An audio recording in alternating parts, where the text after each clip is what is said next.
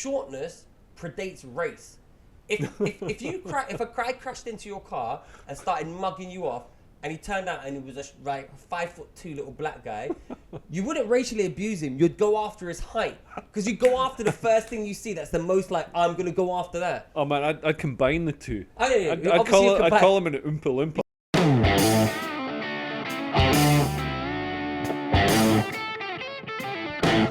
And welcome to yet another episode of the Free Speech Podcast.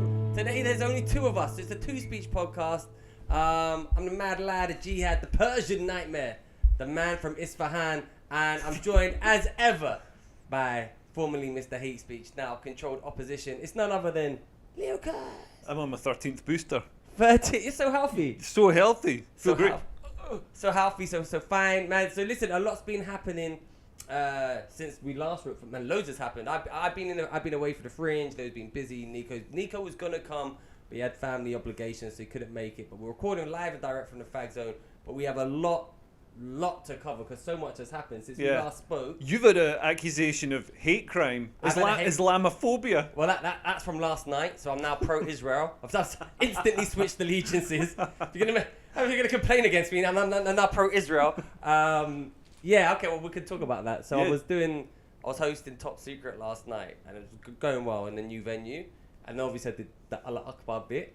Now, what I usually do is I go, Allah Akbar, and then I get the crowd to join in the traditional Islamic call to prayer. Yeah. Because if they don't, they're obviously Islamophobic. Yeah. So I'll say, you're not Islamophobic, are you? Did you want to do a traditional Islamic call to prayer? Anyway, and I throw it out, I say, how do you say it properly? And normally someone in the crowd, a Muslim, will go, I say, Allahu Akbar, like that. And then I'll say, hilariously, like we learnt in training, yeah? but yesterday I was in the new venue, it's really big.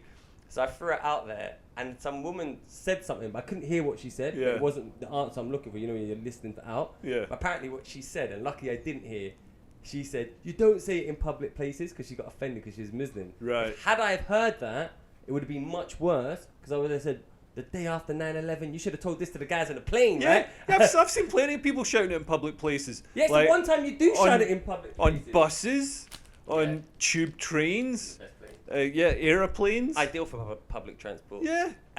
Although actually, in general, German Christmas markets. yeah, and even in non-racist settings, you're meant to scream it in public, right? Yeah. But so anyway, she got offended, right? And she went out. She was with some white guy, and they were just about to leave it. But just as they were leaving, I could see the guy had like a paedophile moustache. I went, don't know why they're angry at me, because I'm not the one who grew the paedophile moustache. And I saw as soon as I said that, I could see they were like, we're gonna leave, I could see what. I totally was like turning and swear at me. Anyway, so I came out, and it was a great gig, right? Yeah. And Oscar, he was like, I'm not happy with you. I'm like, well, why? Because I didn't know who's Oscar? He's like the guy who was like runs it in the new venue. Right. So I didn't know that I thought they just left. I didn't know they were actually angry. Did they make a complaint? He goes, we've had a complaint, and they asked for a refund. And he was just about to get angry with me. Then everyone was coming up. And normally I don't really hang around. But they were like shaking my hand going, oh, that was hilarious. That was so good.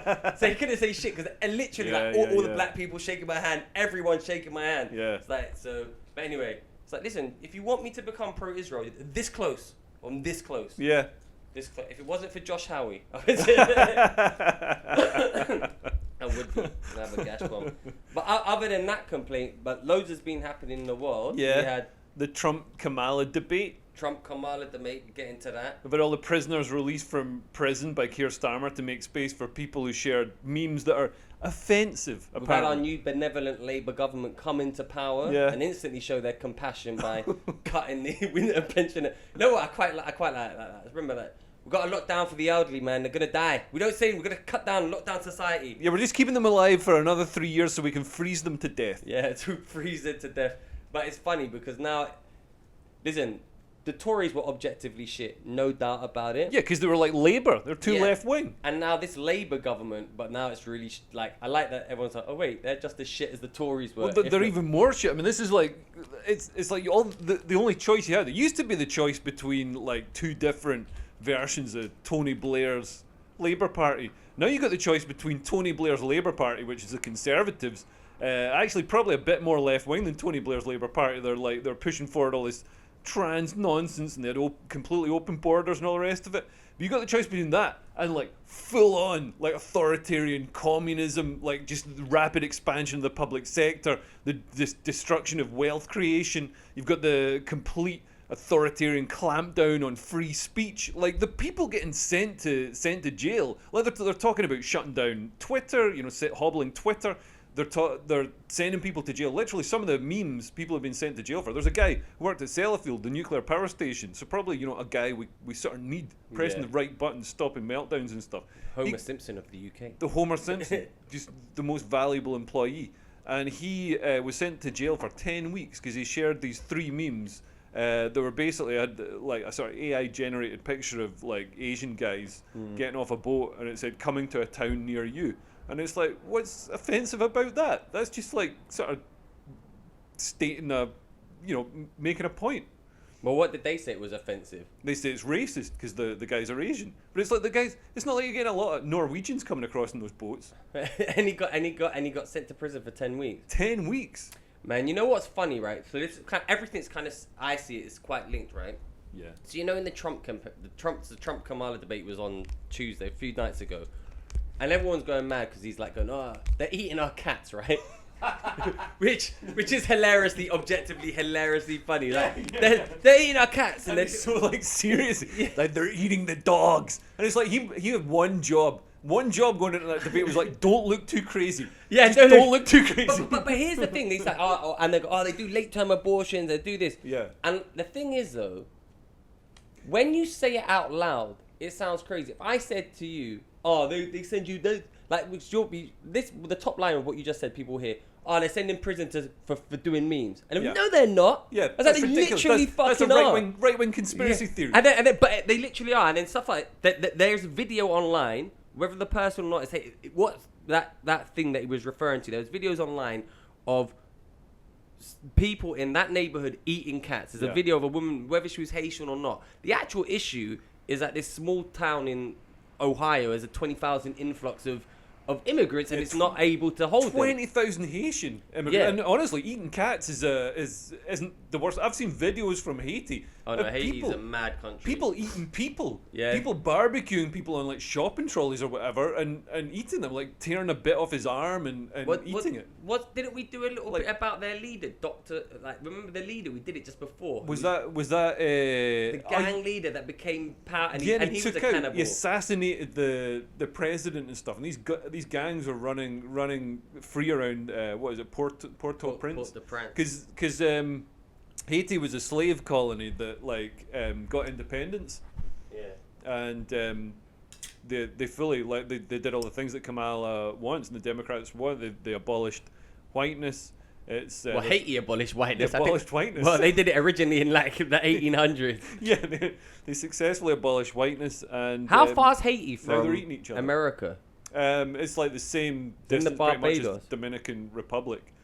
So I'm not sure, a few hundred miles. And there's this magical barrier in the sea that means that when you get 20,000 Haitians and put them in a small town in America, they magically forget about their sort of customs and traditions of eating cats, and they become American. Well, look, I don't know enough about Haitians. However, according to Alex Jones, who I choose to believe... he's a historian first and foremost. Yeah, he knows everything. He says it's actually a voodoo practice to drink blood of cats, so that they do that in Haiti.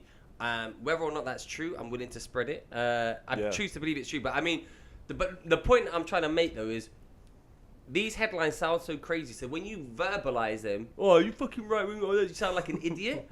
And it's like, but it's actually like, so someone, you said like late term abortion is not happening. There's literally a video, I'm going to find it, of the governor of whatever state he said. And the guy's like, if the baby's born, aborted, but it comes out alive, we'll keep the mum comfortable, and then we'll decide what to do with the baby. Yeah, and they've got a thing where they're proposing a thing where the baby is allowed to, they don't keep the baby alive. Yeah. So they'd let the baby die, and they've also been proposing. But at that the point, whole reason Roe versus Wade was challenged in court was because they pushed it too far. They wanted because there was a pretty reasonable limit. I don't know what the limit is in the UK. It's like once the baby's viable, once it can survive outside the womb, So it's like 22 weeks, something So like you know that. what it is, though? Then that's the limit. But they wanted to push the limit further than what it was. It was at a sensible limit in wherever it was.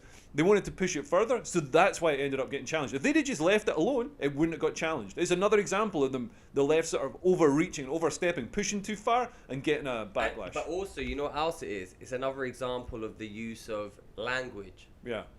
Both sides, left, right, love to play with language.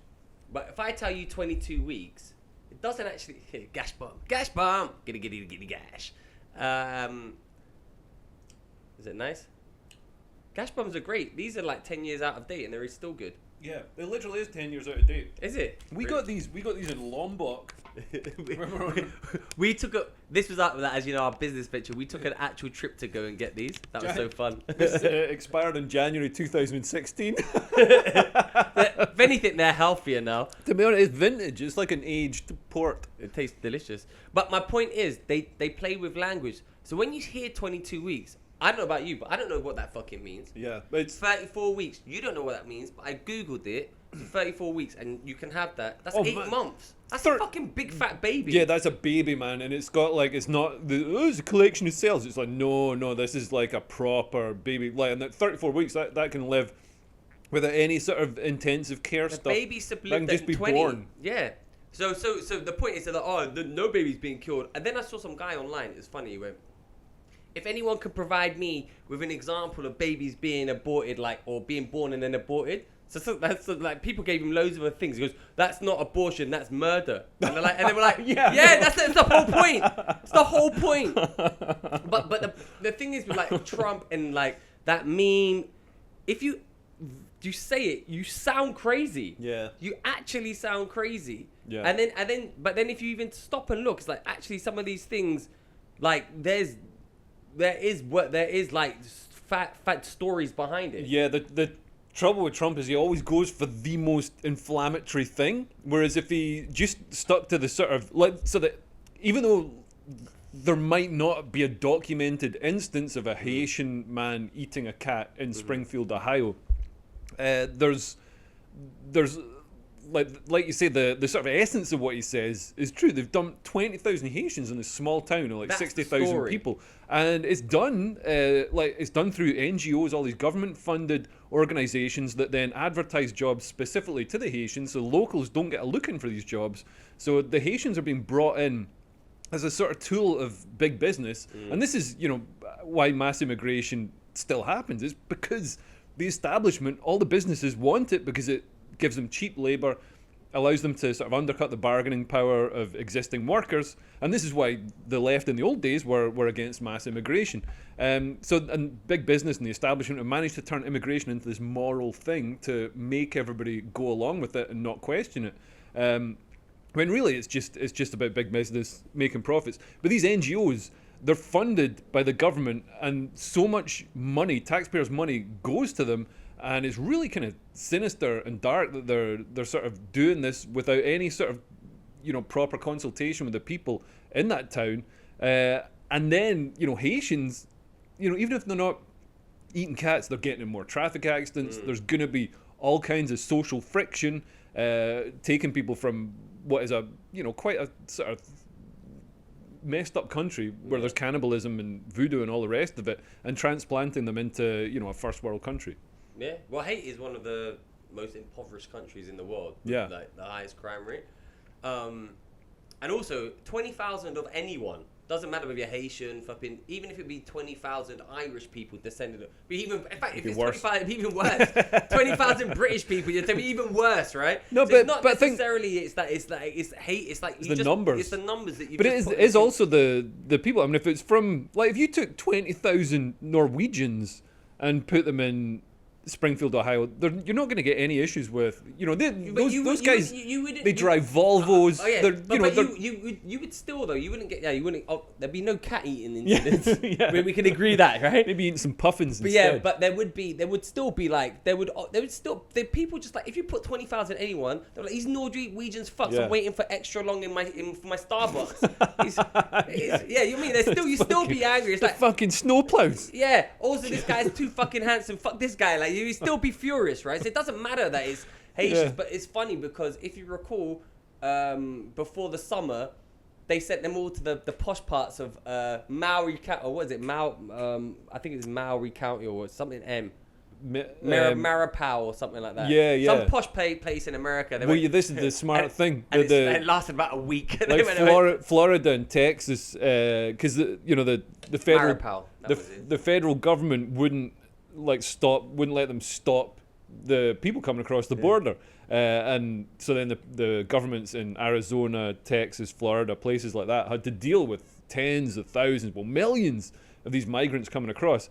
So they thought, well, fuck it, if you're not going to let us like enforce the border properly, you can deal with the problem. And they just started busing them to these Democrats, because the Democrats will all have these like sanctuary cities. They're like, oh, we're a sanctuary city. We provide. Did you see that video? But then like none of the cities are always miles away from the border, so they don't actually get any. Yeah. So what Ron DeSantis and stuff did that was smart was busing them to these sanctuary cities and making the Democrats deal with the issue. And there's what's that place, Martha's Vineyard or something? Yeah, that's they're like they bust loads there. And like the first 20 minutes, the residents were like, oh, we're so enriched. Oh, this is so wonderful. Oh, we've got this like. Then like 35 minutes in, they're like fucking police.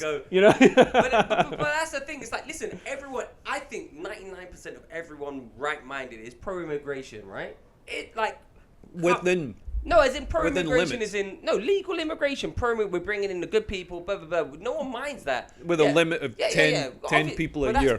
That's normal immigration of, like, the normal numbers that you bring into a country. I want to have a look at them first. And they've all got to be women. Well, that's the thing. Man, people say, oh, if you're anti-immigration, you're racist. No, if you're anti-immigration, you're sexist. Because... Like, if it was all hot babes coming across in these boats, hot Somalian babes, that's my joke. Your joke. And somebody else, Nico got a joke. A joker like that. Oh, really? So one of you have stolen each other's jokes, but his is like, we need to bring in more hot women. Like, they make your day better. Yeah. To be fair, it was an Ali G as well. He had a thing about. Okay, you both stole from Ali G then. But we need like if it was all women coming across, I don't think most people would have a problem. But it's not. It's like almost all men. But it's funny when you watch like the Americans, the second generation immigrants. Yeah. They're all like, yeah, fuck it, we want to close the border. Yeah. Because like my family came over here, they had to wait 10 years and bring in legally. Did it properly. I remember it's not fair just to like. Now you can just turn up and then walk in. Yeah, and also you get all this support immediately. You get like an EBT card, you get food stamps, you get accommodation, you get a cell phone, a bank account set up for you by these NGOs. It's nuts. That's absolutely mad because like here I get it, right? Because here if you're UK you also get help, right? But in America they don't get shit. Yeah. They get nothing, right? But if you're an immigrant, they say here's a cell phone, here's this. It's like it's fucked up. You know what pensioners should do in this country? What? They should get like a ferry to Calais, like a one-way ferry to Calais, and come back across with a smuggling gang. Yeah. And then they'll have to save up their pension for a bit to afford the smuggling gang, but then once they get here, they're gonna get everything for free. Well, they don't get. Well, I don't know. It's all fucked up. What did you make of the debate then on Tuesday? What did you think? What was your take? Who did you think won? What was your kind of analysis? I watched a good chunk of it. Like I watched it up until I can't remember what he was talking about, but to be honest, Donald Trump was talking a lot more facts and figures and policy than Kamala, and Kamala at the start was so nervous, she was dry-mouthed, she was really shaky. nervous. Yeah, really, like it really showed, whereas Donald Trump like seemed assured. Like I always think with presidents, it's like if you put them in a room with Xi Jinping or Putin or someone like that, somebody who's got a lot of presence, a lot of power, like who's gonna be able to destroy them? Who's gonna be able to like batter him down? And Donald Trump looked like he could batter down Putin face to face in an argument, whereas Kamala looked like she'd absolutely shit herself. Because she shit herself in the debate. You think she shit? So I thought the debate. I thought it was like, to be honest, Trump kind of flopped. She was shit as well. The thing is, she was shit in a different way. Yeah. She was shit in a blustery way. Like if you supported her, it's like, oh yeah, she's killing it with her little like. Cause what she did well, and you have to give her credit for, is when they would do the split screen. She could do those things, and it's like good for like memes and clips of her looking. Yeah. But if you stopped and looked at the debate objectively and intuitively. Like they were like, what are you gonna do about people? Like, for example, they were pushed on the Trump's tariffs, right? Yeah. So he's gonna put a tariff on there. It's like, and he was like, but you've kept the fucking tariffs that he put on. Yeah, you put on because obviously they worked, but they never pushed her on that. She went, I was a middle class girl and I know my middle. I was like, but you're not answering the question. Yeah. The answer that she didn't answer any of the actual questions. Yeah.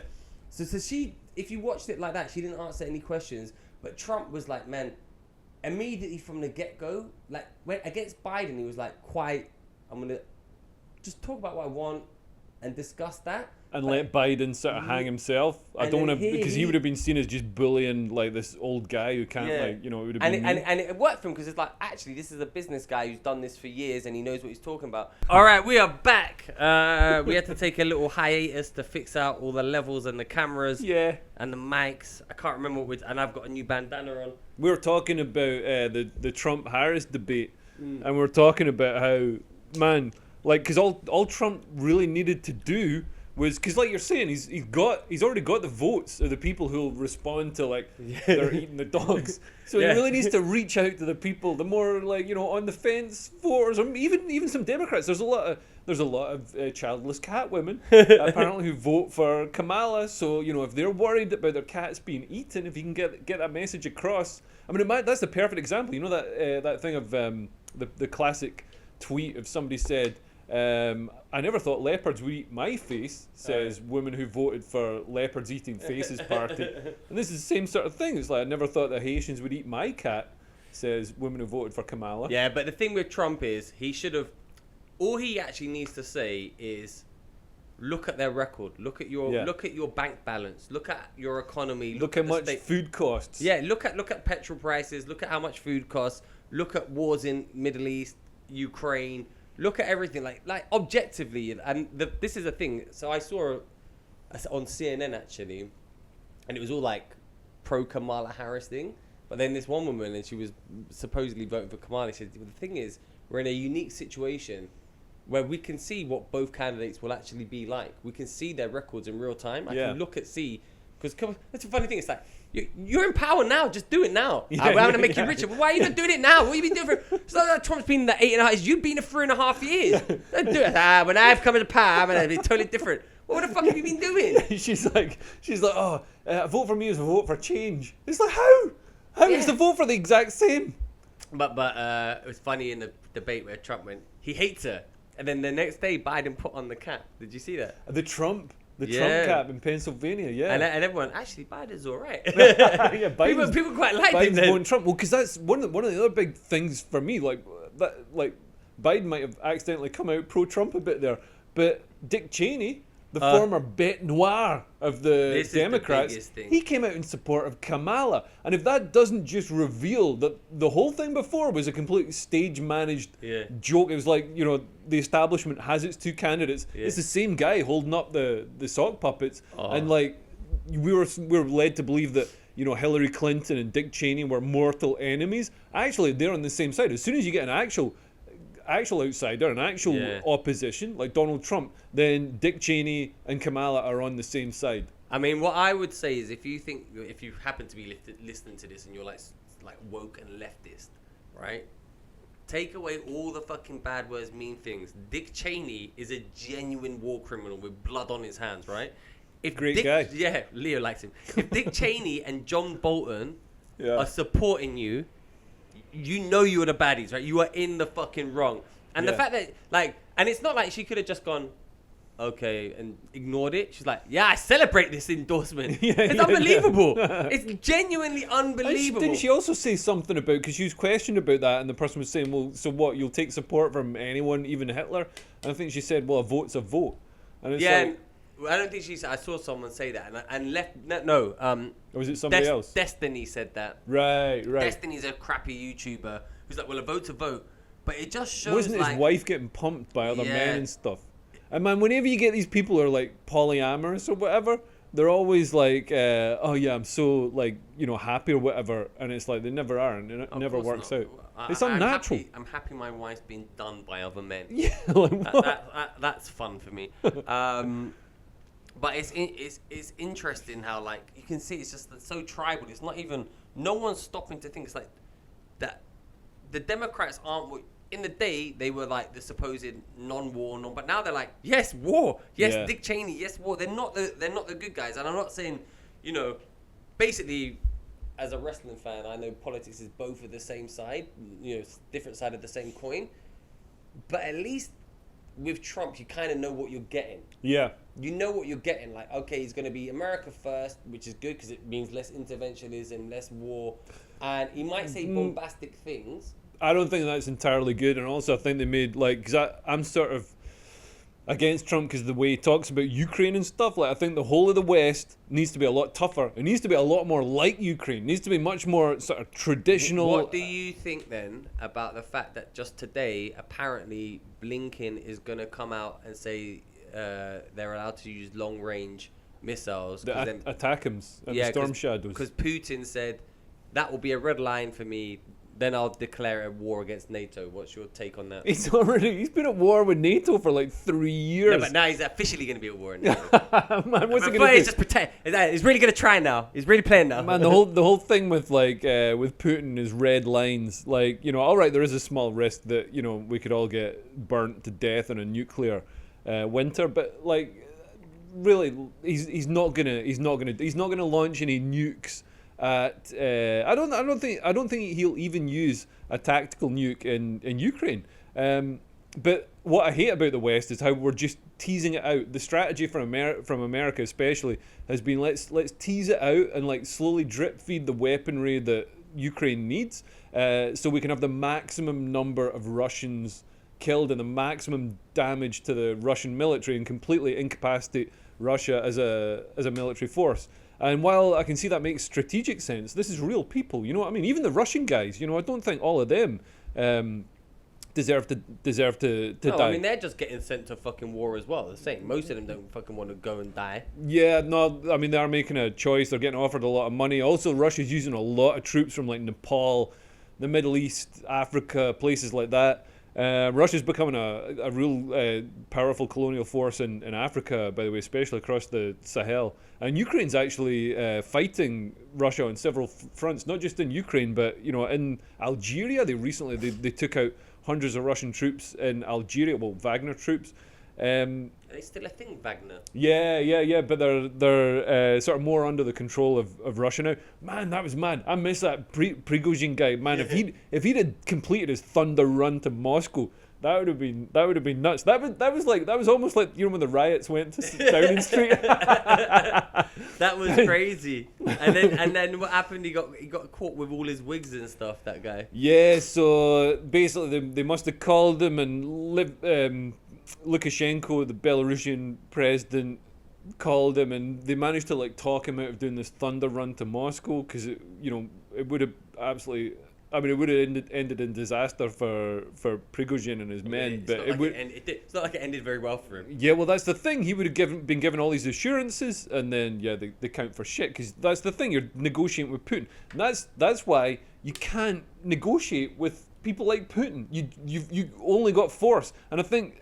In the sort of post-war world, there's this idea, just because America was so strong, it held the world in this, locked people into, negotiations mattered and people had to stick by the rule. Now we're in a multipolar world where, like, might is right and people will just do what they can do. That's why, Putin thought he could take Ukraine. It didn't work out for him, but, he thought he could. But Donald Trump's argument is he never did that when he was in power. Yeah, no, which is a fair point. I don't think Putin would have tried if Donald Trump was in power, because Trump could just turn around and be like, listen, like, I don't think Donald Trump is the sort of person to just callously, cynically drip feed weaponry to Ukraine. Donald Trump, remember, back in 2014 was one of the first world leaders to properly arm Ukraine after the annexation of Crimea. Donald Trump would have just been like, he would have taken it as a personal slight, and he would have said, listen, you're not doing this. He would have. I don't think it would have happened on the under Trump. And if it had happened, it would have been stopped much sooner. But take it back to the debate then. So I was like, what? So you think you think you I think he'd be good. So my point with all that is like, I think if you look at the baddies, when Dick Cheney's supporting you, I think he's an isolationist, which is why he would stop that war. But anyway, back to the debate. What else? What were your other takeaways from it? Yeah, like I just thought the media response to is like, obviously the media is so biased, but like watching it myself, I was like, well, Trump's actually coming across really well here. He's smart, he knows all this stuff, he's got policy, he's talking about real actual things that are gonna, economic policy and things like that, foreign policy as well. Where he came undone was when Kamala didn't talk about any sort of actual real substantial things. She just the strength that she had was she wound him up. She was all like, oh, nobody goes to, if you go to a Donald Trump rally, everybody leaves early, and so he's all like, well, nobody goes to your rallies. He wasted 2 minutes on it. It's like, why are you doing that? Yeah, like, who cares? Just laugh at her. You're already, act like you're winning.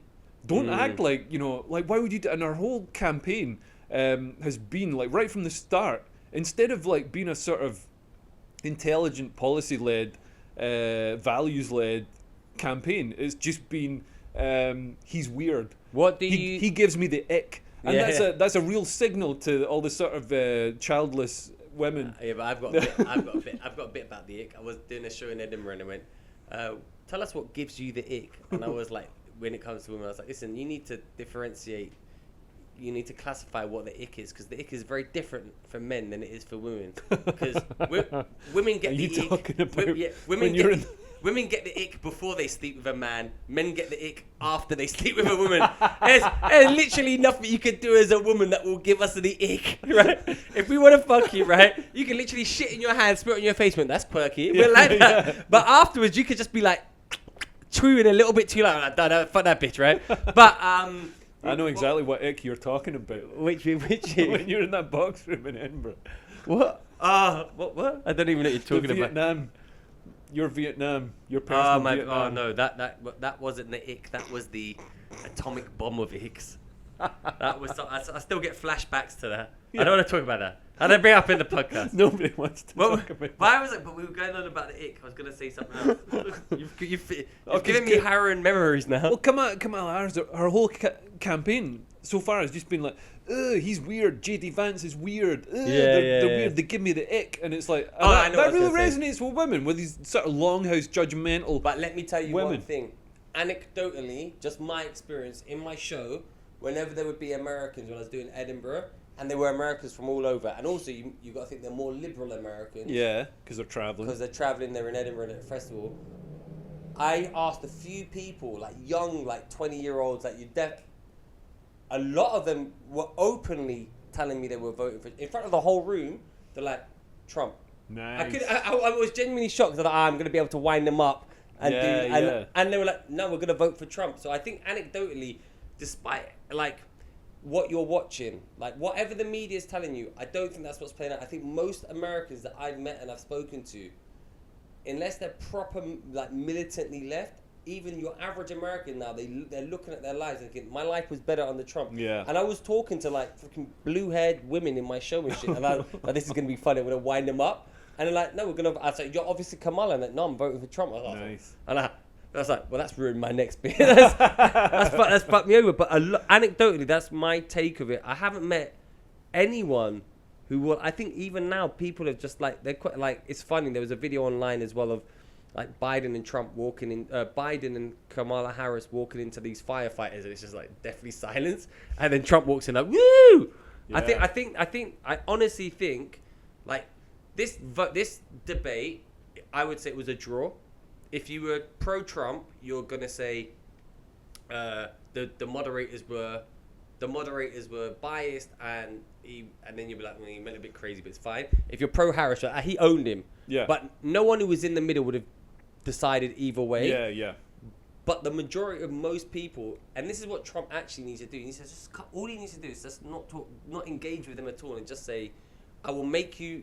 You will have a better life. You'll be richer. You'll be more secure. Your education will be good. I will do this. Because everything that they actually are claiming, like they've done, like, so Kamala Harris was going, we brought insulin down to $35. That's actually a Donald Trump policy. Yeah. Donald Trump did it, but it came through in their thing. Yeah. The tariffs from China, they're still doing it. And he just needs to hammer that because Trump derangement syndrome is a real fucking thing. Yeah. Like, people cannot just get it out of their mind that Trump might be good. Some people, and I saw it firsthand in my show, like, where people they get actually triggered. I did a bit about autism, right? And the show was killing.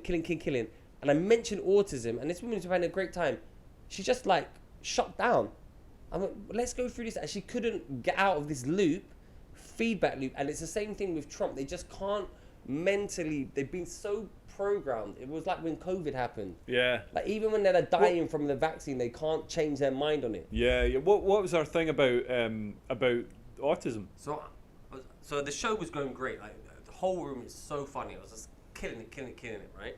And then I thought, let me go into material. I went, anyway, autism, right? Because I had the thing. I said, autism on the thing. And everyone's cracking up. And then she just, like, shut down. And I went, what do you mean no? She went, no.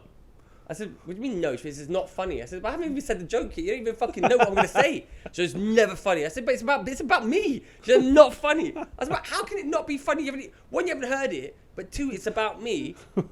And then put real weird air in the room. So I thought, let me just try and, like, really bring this down to, like, a human level. I said, look, this is my personal experience with autism. I'm not making fun of you, anyone you know. This is me. And she still couldn't get it. Yeah. It was really it was I don't really like to go into psychology. And you're not one of these comedians who, like, because there's so many comedians at the Fringe this year who are, like, doing a show about their ADHD or their autism, but you're somebody who's genuinely struggled. I've yet to see you make eye contact with a woman. Yeah, eye contact is my greatest fear. Yeah. I got autism. I don't care. Well, maybe I do. I don't know. But if I do, I'm ashamed to have it, right? And that is what counts, right? Yeah. That is the not like these people like Pierre Nouvelli, who's all like, man, the most like well-adjusted, like, socially aware person, and he's all, oh, I've been diagnosed with whatever the fuck I tried to get diagnosed with. Autism is my superpower, not me. It made me weird, socially awkward. Yeah. I didn't lose my virginity till 21. I only lost it because women are rapey. What was his name? John. But the point is, though, my point with that is that it was funny because she got so triggered that I was like trying to be nice as well, like really going out, and she just couldn't go through it. Yeah. And the whole audience was loving it, and she just couldn't go through it. And some people now are like that, but they're really like that with Trump. Like, I did a gig with Paul Sinner. Oh yeah. And this was just when Trump was being, like, prosecuted for whatever, like the 34 same charge. Oh yeah. Which was It was such a bullshit thing. This is like, it's so obvious that the establishment is out to get him. They basically made a new crime. Exactly that, right? So I was telling him that. I thought, oh no, it's the only one they could get him for. And I was like, but Paul, you're like an intelligent and a very funny comedian. I really like Paul, right? But I just couldn't Well, I know you don't, but I think he's a nice guy. I think he's funny.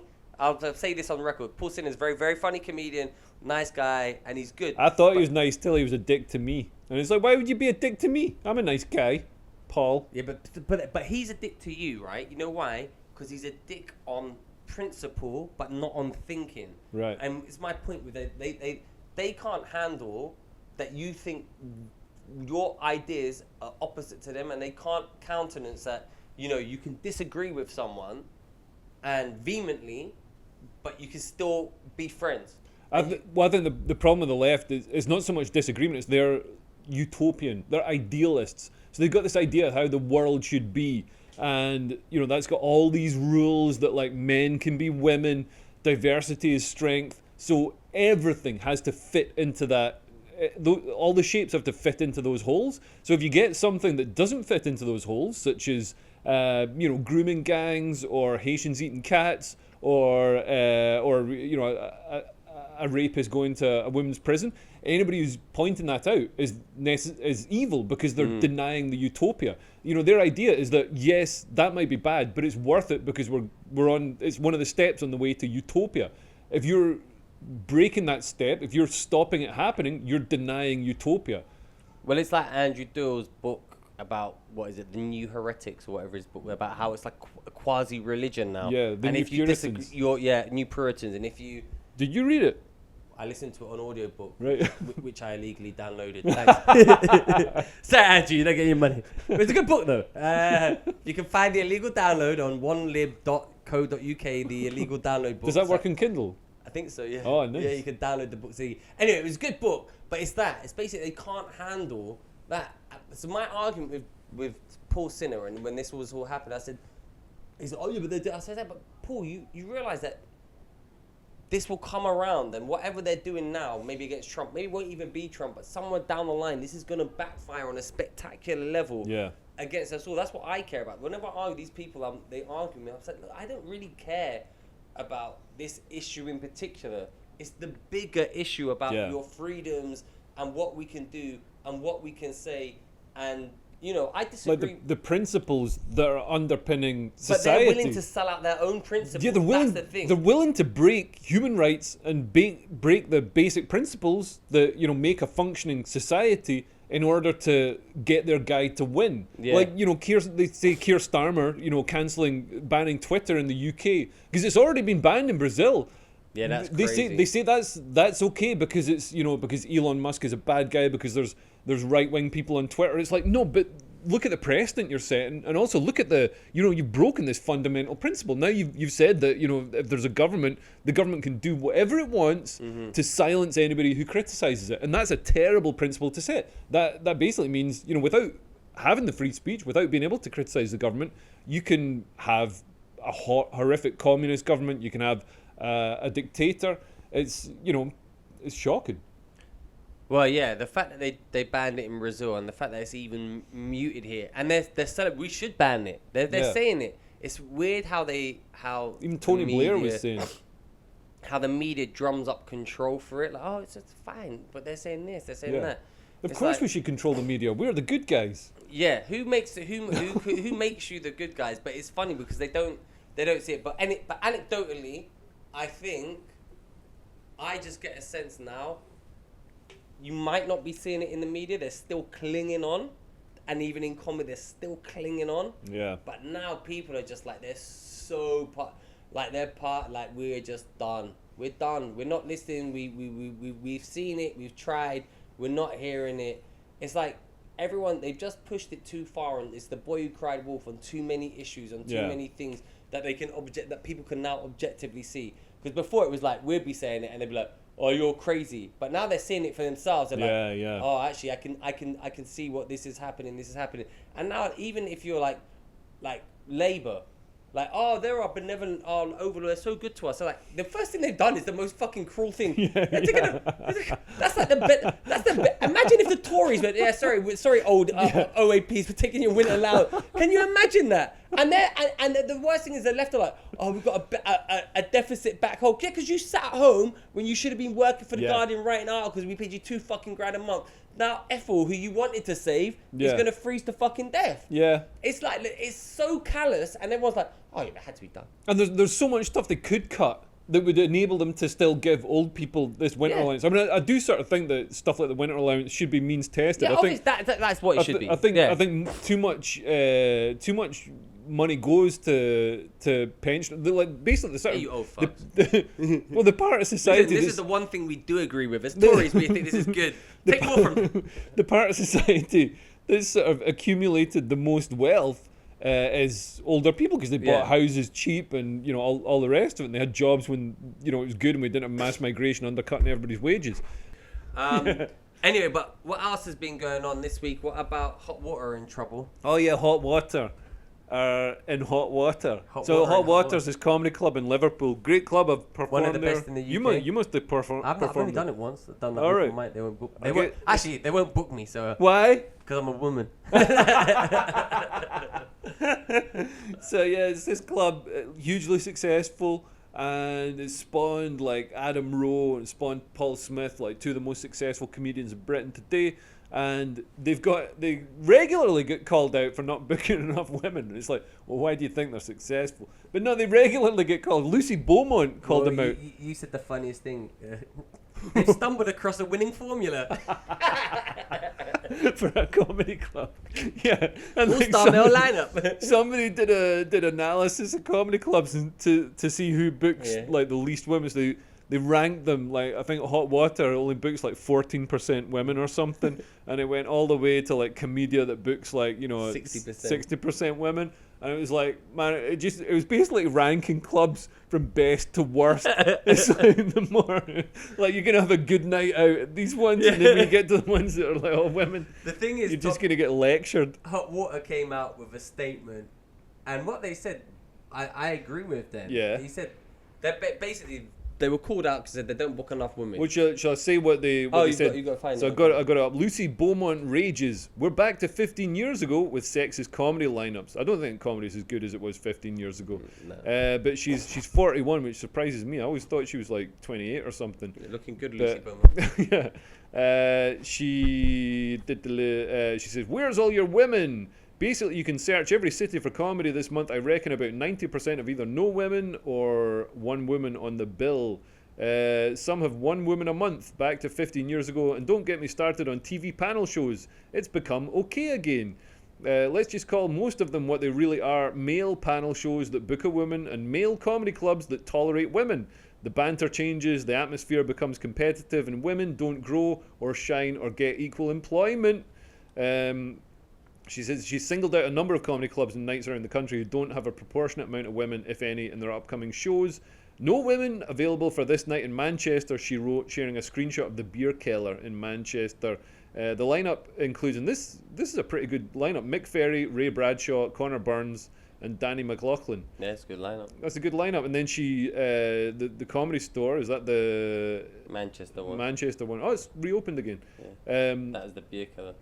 Emmanuel Sonubi, Chris Kent, Nabil Abdul Rashid, and Tom Ward, alongside Joe Caulfield. Well, Tom Ward's an absolutely cracking comic. And then she basically carries on like this. She says the industry poses an array of issues which disproportionately impact women, and will progress. Oh no, this is the Glee Club responding. Oh, the Glee Club. Oh yeah, Lucy repeating her post. Where's all your effing women? And linked to Hot Water Comedy Club's comedy page. Hot Water Comedy later took to social media to respond, at Hot Water Comedy Club, we are committed to booking the best comedians for our gigs, regardless of gender. The statement named several women comics who performed at the club, and then added, the reality is that certain professions, including stand-up comedy, naturally have gender imbalances. Based on our own applicants, roughly 80 to 90% of comedians applying for spots are male, compared to 10 to 15% female. Don't know what the other 5% is. The lengthy statement concluded, we are fully committed to promoting diversity in comedy, and we believe these conversations are essential for moving the industry forward. So basically Hot Water's got called out for not booking women, but there's actually 2 points she made there. She went, Hot Water's not booking women and TV's not booking women. Yeah. Now listen, man, if you're a woman, you're a comedian, like, and you're not shit, you're getting fired up that. So I 100% agree with Hot Water, because we book Hate and Life. Yeah. We always want to book a woman, not because it's just good for the night. It adds a different voice, different It's just nice. It makes a nice balance. So it balances out. We always want to book women, and it really does make a difference. Yeah, it makes huge. It makes like listen. But I guess Hate and Life is different from a normal comedy club now. But even if I was booking a night, I'd always try and book a woman, just because it's just just breaks up, and women like to see other women, and I like to see women. It's just it brightens up the place. Something for the lads, something for the dads, right? It's nice bit of eye candy. Sometimes it's not even eye candy; it's just a shrill noise. But the point is. No, but the point is, there's only so many female comedians, and actually there's only so many good female comedians. And also women cancel. Like, what I noticed booking comedy is so many women cancel. Because they've got so many other options. Yeah. Or it gets to that Tuesday night and they decide they can't be bothered driving to Stoke or whatever. Well, I can't talk about the laissez-faire attitude of women's comedic abilities. But what there is there's not enough. There's not as many good female comedians. So if you want a good female comedian, you will find that you'll try and book them. They'll already be booked. So Hot Water's 100% correct. So we don't want to drop the lineup because there's no point. But the thing is, if you just book women because this is a woman, I'm going to book her regardless. Yeah. And she's shit. It's bad for her. It's bad for women. It's bad for you. And it's bad for women because everyone's like, women is shit at comedy. Yeah. And it's not true because loads of comedians are fucking amazing. There's at least 5. Yeah. Well, we can name 3 of them now. Michelle DeSwart, that's 1. Yeah, she's great. She's great. Katie Green, she's great. Yeah. That's 2. That's enough. Catherine Ryan. Yeah. But the point is, there's a lot, but they're all gigging. They're already booked. Kate Barron, even though she's my nemesis, she's brilliant, right? So there's loads of. I wouldn't say brilliant. She's good. I mean, she's all right. She's good. So she although she's our nemesis. She's my nemesis. The nemesis. But we can acknowledge she's good. But the point is, they're already. And then she moaned about being bullied. I couldn't believe that. So we booked her for Hating Live. We booked her for hate. No, I'm going to bring this up. So we booked her for Hating Live. She pulled out, but like instead of just like messaging us and saying, "Oh, I can't do it," somebody obviously got to her and said, "These guys are evil Nazi bigots." No, it's because of Dapper, not because of us. Oh, because of Dapper. And now also because of us, but originally it was just because of Dapper. But now she's like added us to it as well. She pulls out, but instead of just telling us, like, which was fine, okay, there's a couple of days' notice, but we can find a replacement. Well, it was on the day. It was on the day, man. That's ridiculous. Like, so she pulls out on the day, and like people wonder why women don't get booked, but like she pulls out on the day, and it's like that would have been fine, but she does this big like she's addressing the United Nations post, being all like, I'm compelled to drop out of this show because they're platforming this evil man, Dapper Laughs, who's actually like a really nice guy, does great stuff, and he's like one of the few comedians in the UK with the balls to tackle like what's actually happening. He's doing some of the best socio-political commentary I've seen, and that's not a sentence I expected to say about Dapper Laughs. But yeah, he's brilliant. But anyway, she makes a big song and dance about it. And also, it's like, she made this big song like 10 years after his alleged cancer. It's like, yeah. It wasn't even... The thing that annoyed me about that was that she pulled out, no one cared. Yeah. It's like, okay, fine, I get it. But then she did the big... It was like virtue signaling. That's what annoyed me. But my point is, she's very funny. She's good. She's good at comedy. She's very funny, whether I like her or not. But there's just not enough comedians. But actually, what Kate Beaumont said in that thing, and actually Lucy Beaumont rather, who she should be angry with, not be angry with fucking hot water, because they wish they had more funny female comedians. They'd love to put more on. Who she should be angry with is TV, and she's like, I have nothing to do with TV, but she said our TV panel shows are all men. Now TV panel shows have no excuse. They've got no excuse because they can literally choose any women they want. Yeah.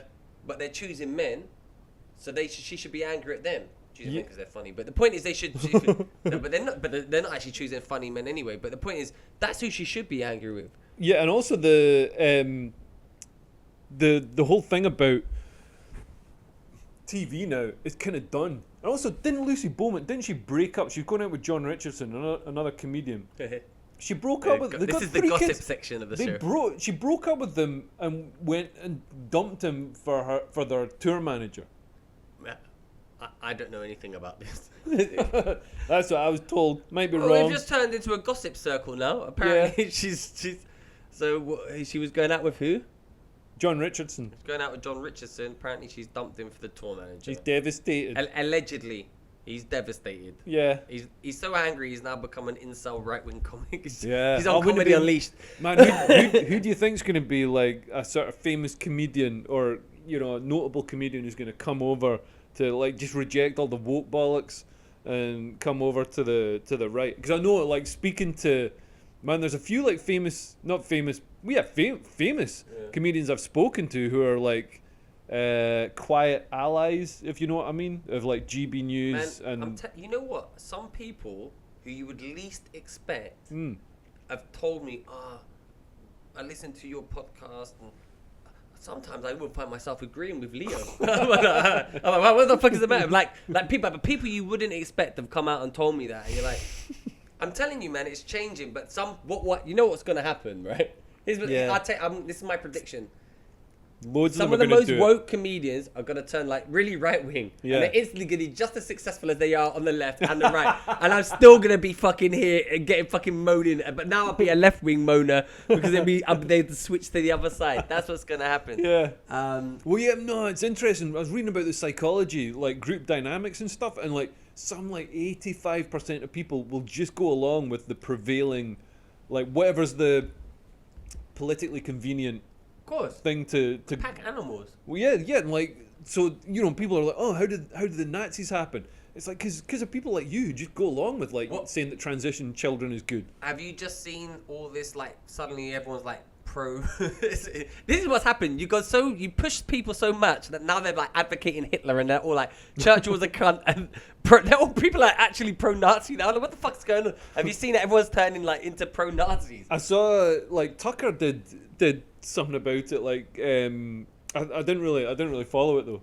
Oh, so I've been just like watching, but basically now everyone's coming out. Actually, Hitler wasn't so bad because they're talking about the Weimar. So this is the flip side of what they did to Winston Churchill, where they were like, "Oh, Winston Churchill's actually evil because there's a famine in Bangladesh or whatever." Well, no, because they're not. They were saying he was. They've been saying that he was evil for that for a long time. Yeah.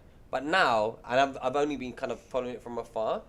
But someone went on Tucker Carlson and he basically argued that the Nazis were all right. Actually, they just had to get. It's like, but it's kind of mad. But people are like, oh yeah, and they were like translating, what is it, the Weimar Republic? Yeah, before that, and how the Nazis came into being, and they're kind of translating the speeches, and people are like, they're seeing similarities and putting dots and dots and dots. It's just mad that. Yeah. Like, but the point, I think. But that doesn't make. I mean, I think the sort of you could understand the sort of reaction to the Weimar Republic because it was horrific, and a lot of it was because after the First World War, so Germany had to pay such ridiculously punitive reparations to other European countries that it spiraled into hyperinflation. There's also a sort of, I guess, moral degeneracy in Berlin.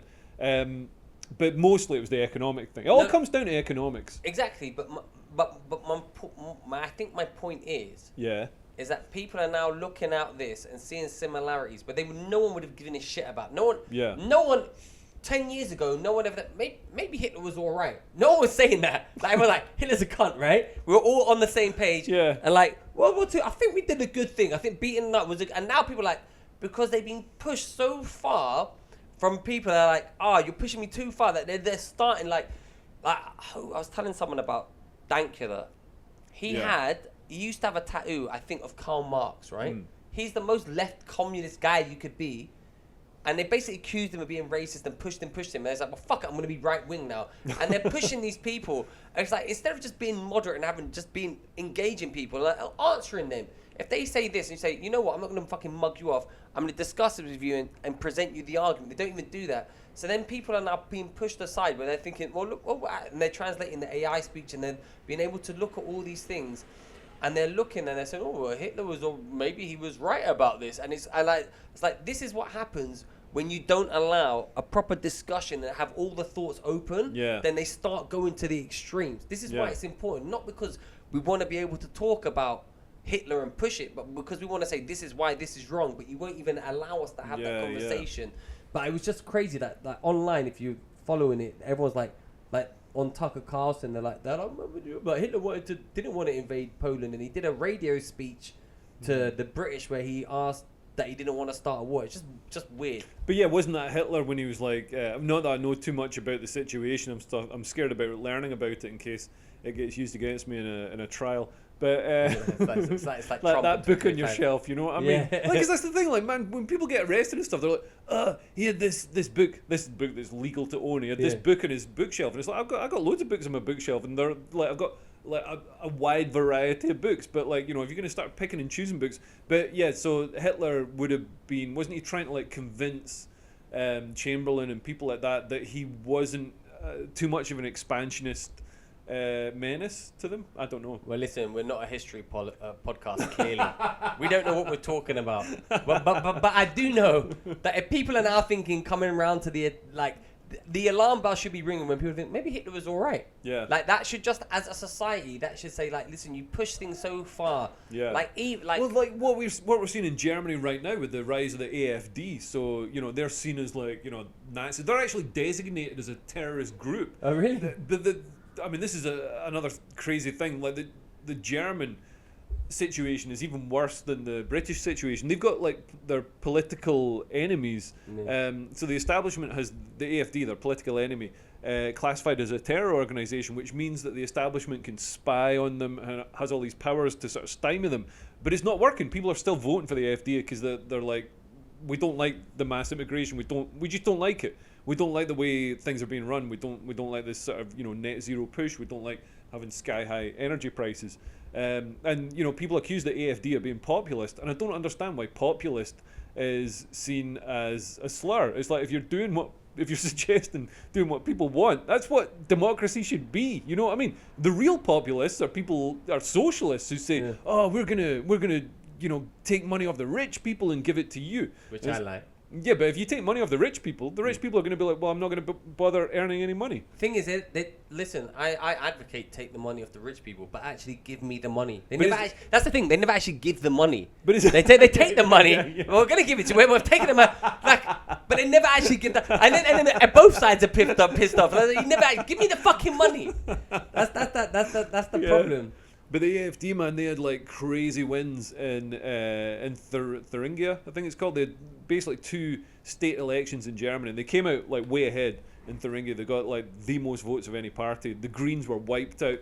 In Saxony, they were going to get, and like other parties form a sort of firewall or a cordon sanitaire to sort of stop the AFD as the sort of outside party getting any political influence. But in Thuringia, they could override that because they got over 33% of the vote, so it meant they could veto. In Saxony, same thing was going to happen. They were over 33% of the vote, and then like when an election official was like, "Oh, we made a mistake, and there's been a software error, so we need to take 5% off," which means they didn't quite get there. It's this is exactly it. And what happened with France?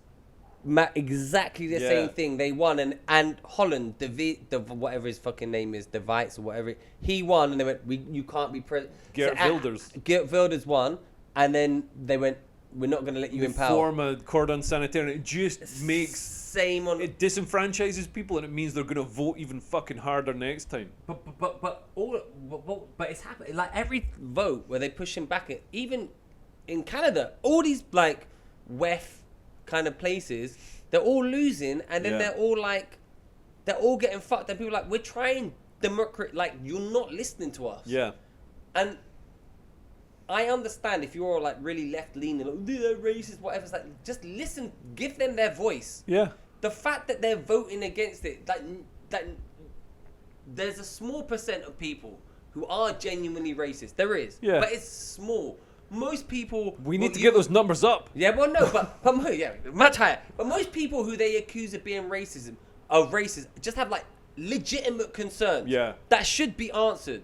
And if you dealt with them, all the other stuff would be easy. But the fact that in France, Macron got destroyed. Yeah. And somehow how the fuck is he still president?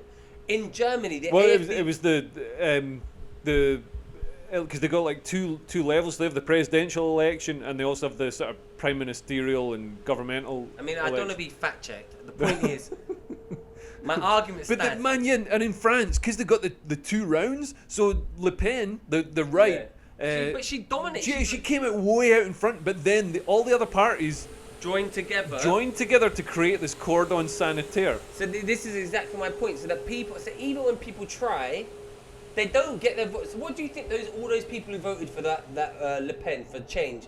They're now gonna just think, what's the point? They're getting more resentful. More. It's not breeding like, let's welcome people. It's just breeding more resentment. Yeah. And also, people lose faith in democracy, and this is how stuff like Hitler can happen, because people lose faith in democracy because it doesn't represent them. It doesn't do what democracy is supposed to do, and like give them a voice. So, man, like if you don't the one good, like in a lot of European countries, even Denmark's a good example. So it's still got a sort of centrist government, but they've implemented a lot of the sort of rights policies on immigration and stuff because they don't want the right to win.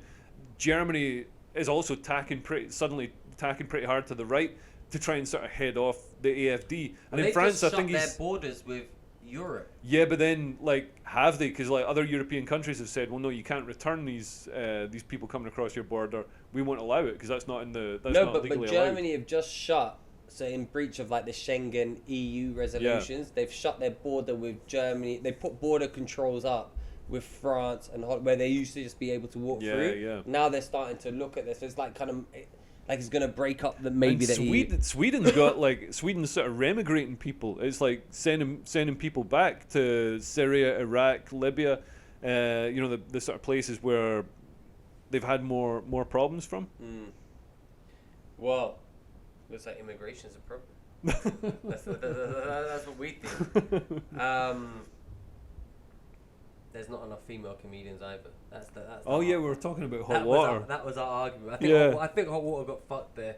But well, you know what hot water should have done, because they don't need to respond. Like, who's going to step in and like, the government's not going to step in and force them to book more women. They should have just either said nothing, or they should have booked one night, book all the women that are complaining, like Kate Smurthwaite. Who are the other women that are complaining? There was another one that was really shit who was complaining. I'm not going to say any names. Oh, who was it? Oh, I'm not going to say the name actually, because she's really nice. But, but I'll say Kate Smurthwaite. But like, yeah, just book a night with these women and film it. And then when a woman complains and says, "Why don't you book any women?" Send them a video of that night. Send them the YouTube link to that night.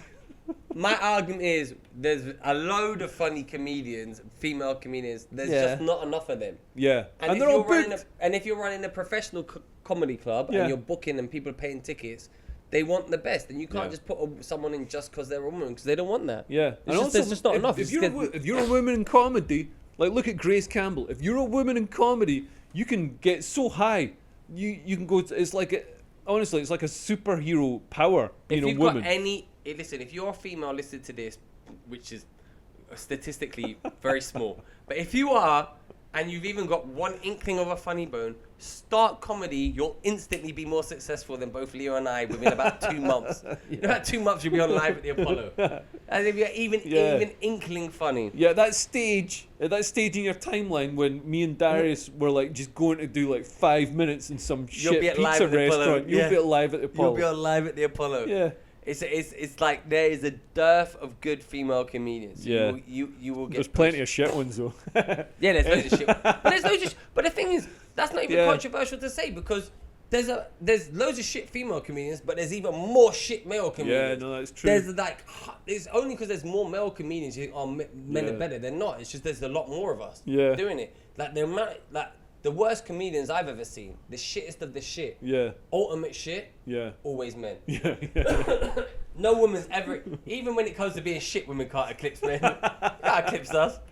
We're the best at being bad. We're best at being bad. What's the worst open mic comedy you've ever seen? Man, Lion's Den had some like crazy, like back in the day when Tim was still alive. R.I.P. Tim, great guy. R.I.P. Tim. Man, Lion's Den had some just like but way rather watch like an autistic guy get up and like try and be Doug Stanhope than like watch somebody semi-competent. It's so entertaining to watch like absolute car crash comedy. I remember like the ultimate sort of really nice guy, really enjoyable to watch. But PJ Philip Jones. Oh, Philip Jones. Yeah, the bounty hunter. I fell out with what's his fucking face?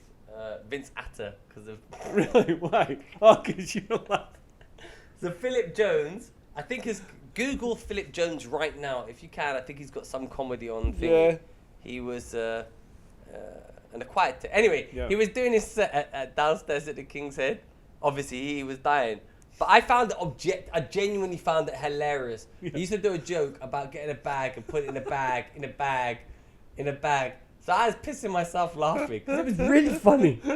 Like, it was funny watching the audience reaction to him. And he had that other bit about like, he's like, imagine if you're walking down the street, where he said, I was walking down the street and I saw a big bag of bean sprouts and a big thing of water chestnuts, and I thought, ooh, I could get a hell of a stir fry going on. It's like, what on earth are you talking about? Like, it's amazing. That's obviously a delivery for a restaurant. They're going to make a stir fry out of that. Philip Jones is amazing, but then because I was laughing, Vince thought I was bullying him, which, to be honest, I was. But still, he called me out on it, and he hated me for years. But later on, he came to accept my point of view. Yeah. But the point is, there's a lot more shit male comedians than there are women comedians. Yeah, because there's more male comedians, because it's a male thing to get up and just make a more dick men. yourself. That's it. Yeah. It's like no one's holding. Like, if you're a good female comedian, you could definitely make it. So I feel you can fly. Top Secret, Hot Water got fucked. Actually, Top Secret never got put in that list because they book a lot of female comedians. Oh yeah, they do. I think it's easier because they're in London, so there's more to pick from. I better go. Right, I think we've done anything else we want to talk we've done hours. We've done loads. Yeah. Listen, thank you for listening to the Free Speech Podcast. We're going to try our best to keep it going on. We're all busy people. We're going to get Nico on. Nico was due to come, but had to family obligations. Yeah. We've all got kids. It's awful. But yeah, we're gonna be back. So thanks for listening. Anything to promote, Leo? Oh, actually, I'm gonna put this out tonight. Tomorrow night on Leo's show on GB News at 8 p.m. Saturday Showdown. It's me, Leo, and Justin on his TV show. So we're just gonna bully Leo on his own TV show. Three speech takeover on a UK network. So that's tomorrow, GB News, 8 p.m. Yeah, tune in and double the viewing figures. Yeah, we've got up to 4. Anything else to promote? You're going to Australia. What are you going to Australia for? So watch CPAC Australia. I'm going to be giving a speech at CPAC Australia. Leo's going to be giving a speech to CPAC Australia, baby. You're going to open with your "it's so dry, it's so hot out here" material. Yeah. Well, I'm going to do a stand-up set and I'm going to give a serious speech. Well, when is that? That's start of October. So we'll tell them. Maybe they can. We've got people living in Australia. Oh yeah, so 5th and 6th in Brisbane. Brisbane. Women are hot in Brisbane. Yeah, the weather's hot in Brisbane. Yeah. I want to move to Australia. I would like to live in Australia. Yeah, it's nice. I'd Very like to live in nice. Australia. All right. Well, thanks for listening. It's been the Three Speech podcast.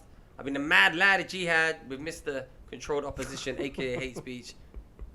Bye. Bye.